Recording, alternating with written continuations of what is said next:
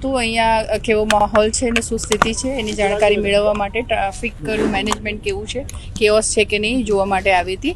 અહીંયા હાલ શાંતિ છે, કોઈ પણ જાતનું મિસમેનેજમેન્ટ અથવા ટ્રાફિકનું અડચણ થાય અથવા દોડાદોડી થાય એવું અહીંયા કોઈ છે નહીં. અને અત્યારે લાસ્ટ કયા કારણોસર થયો છે હજુ અમને ખબર નથી, પરંતુ અંદર કોઈને એવું કોઈનું ડેથ થયું હોય, ફેટાલિટી થયું હોય એવું અમારે ના હાલ એવી ડાયવર્ઝનની જરૂર નથી. જરૂર શાંતિ છે અત્યારે, તો કોઈને એવી કોઈ ઈજા કે ગંભીર એ થયું હોય એવું અમારા ધ્યાન પર હજુ નથી આવ્યું. એટલે લો એન્ડ ઓર્ડરનો અત્યારે તો કોઈ IOCL જેવી મોટી કંપનીમાં નાનામાં નાનો ઇન્સિડન્ટ બી ખૂબ ગંભીર કહેવાય. જ્યારે 10,000ના સ્ટાફને તમે રજા આપી દેતા હોય, આજુબાજુના ગામોમાં લોકોના કાચ તૂટી જતા હોય, ઇન દેટ કેસ આ દુર્ઘટનાને ગંભીરતાથી જ લેવી પડે. અને અત્યારે જે પરિસ્થિતિ છે, જો આગ કંટ્રોલમાં ના આવે તો આજુબાજુના ગામોમાં આની અસર, ધુમાડાની અસર થશે ને લોકોને ઇવેક્યુએશનની તૈયારી કરવી પડે. ત્યારે વડોદરા કલેક્ટરે હવે તમામ નોડલ એજન્સીઝને સાવચેતીના પગલાંના ભાગરૂપે મિટિંગ બોલાવીને આ તૈયારી કરી રાખવી જોઈએ. અને વિન્ડ ડિરેક્શન છે એ બાજુના ગામો તો ઇવેક્યુએટ બી કરે ને એ લોકોને તૈયાર રાખે. તો એમાં પહેલાં તો આપ લોકોના મારફતે જ બ્લાસ્ટ થયો છે રિફાઇનરીમાં ને કોઈ દુર્ઘટના થઈ છે એવું અમને જાણ મળી. ઇન્ટરનલ સોર્સિસથી બેન્ઝિન ટેન્કમાં આગ છે એ ખબર પડી છે. અને જે પોતે ડિઝાસ્ટર મિટિગેશનમાં વડોદરાના નકશા બનાવ્યા હતા, એટલે મને બેન્ઝિનનું થોડુંક જે નોલેજ છે એ પ્રમાણે આ દુર્ઘટના ખૂબ ગંભીર, જો એને કંટ્રોલમાં નહીં કરવામાં આવે તો ગંભીર પરિસ્થિતિમાં નિર્માણ થઈ શકે એવી શક્યતા ચોક્કસ રહેલી. 2.5 થી 3 કલાક થઈ ગયા, હજી પણ લાગ્યું છે? એક્ઝેક્ટલી એ જ કહું છું. આ જે ફ્યુમ્સ છે, આ ફ્યુમ્સ ખૂબ હાનિકારક છે. અને આ જુઓ છો તો અત્યારે વેધરમાં બી ઇન્વર્ઝન છે, હવામાં સ્પ્રેડ નથી થતું અને ધુમાડો નીચેની સાઈડ જઈ રહ્યો છે. એટલે જે ગામોમાં ધુમાડો જશે ત્યાં લોકોના સ્વાસ્થ્ય સાથે નુકસાન થશે, ત્યાંના પર્યાવરણને નુકસાન થશે, ત્યાંના જીવ प्राणी पक्षी तमाम ने नुकसान था. हमको जो इन्फॉर्मेशन मिली थी तो हमारी टीम यहाँ 3:30-4 बजे से है उपलब्ध और हम एम्बिएंट एयर क्वालिटी का मॉनिटरिंग कर रहे हैं. पानी का भी सैंपल लिया और VOC मॉनिटरिंग भी कर रहे हैं. ये तो हमको भी अभी ज़्यादा इन्फॉर्मेशन नहीं है क्योंकि हमको भी अभी एंट्री नहीं मिली है, तो हमको भी अंदर क्या हो रहा है वो पता नहीं है. अगर हमारे पास इन्फॉर्मेशन आएंगी तो आपको शेयर करेंगे. हमारे पास तो यही इन्फॉर्मेशन है कि बेंजीन के टैंक में आग लगी है, बस.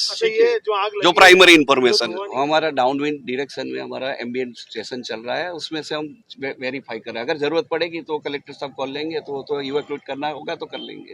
कितना रेडिएशन, कितना किलोमीटर में ये करना? ये तो विंड डायरेक्शन और विंड स्पीड पे डिपेंड करता है. केमिकल हानिकारक नहीं है, लेकिन जो जलता है वो तो हानिकारक ही रहता है क्योंकि अनबंट रहता है. अगर डायरेक्ट कांटेक्ट में अभी तो ऐसा कोई इन्फॉर्मेशन आया नहीं किसी को अगर तकलीफ हुई है, कोई गांव से ऐसा कोई कंप्लेन आया. वो तो सेफ्टी की जो मैटर है वो उनको हैंडल करनी पड़ती है, वो तो डीस डिपार्टमेंट देखता है. हमारा चालू ही है, हम एंट्री मिलेंगी तो हम कर लेंगे. एंट्री का हम कोशिश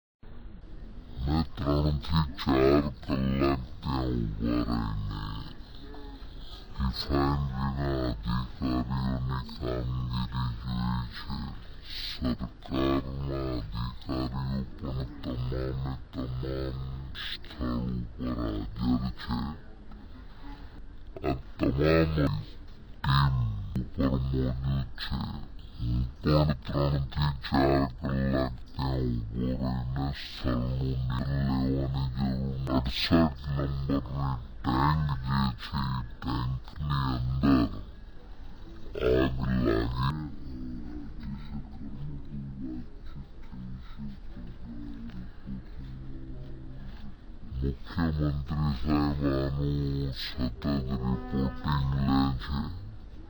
मुख्यमंत्री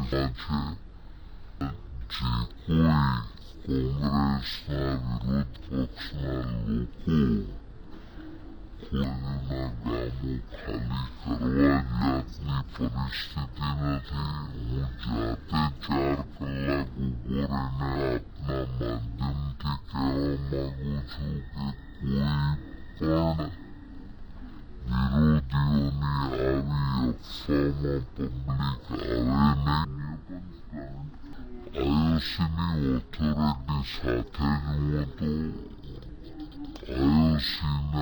માધ્યમથી કહેવા માંગુ છું કે કોઈ પણ નિરોધીઓની આવી અફવામાં પબ્લિક આવે નહીં. એજ્યુકેટિવ